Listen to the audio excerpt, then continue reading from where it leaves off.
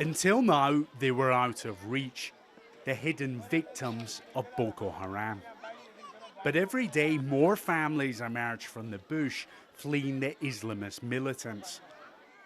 200 people arrived at this camp in the past few days. They carried what little they could.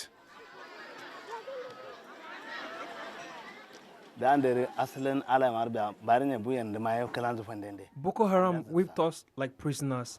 They slaughtered some of us. Our sons were forced to join them. They stole our cattle. They stole our food. Life was horrible. When you get a chance to escape, you take it. Uprooted from their farms, people can't feed themselves. The UN is warning of mass starvation.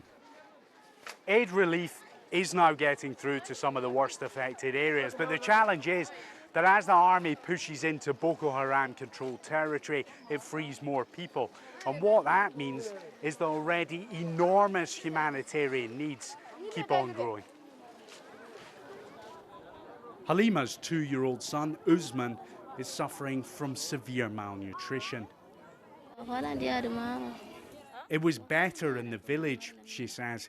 At least there was food. Usman is taken to a clinic for treatment, but he's far from being the worst case here. Hawa is 8 months old.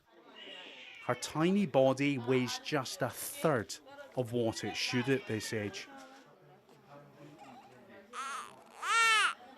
There are those days that you just sit down and you just have to sit back and just look at what is happening. Yeah, it can get overwhelming sometimes. We've had, I think, 2 cases that died on the way here. You know, it's really tough when you see those kind of things. We flew over large parts of the state. Every town we saw destroyed by the fighting. Here, the Nigerian army is burning shrub to stop militants taking cover.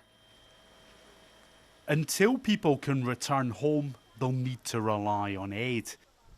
But a third of the houses in Borno State are destroyed.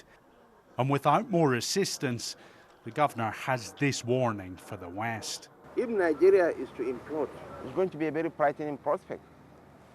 Up north is the Sahara Desert. If 30 million English-speaking Africans will be knocking on the doors of Europe, it will be a much more frightening prospect.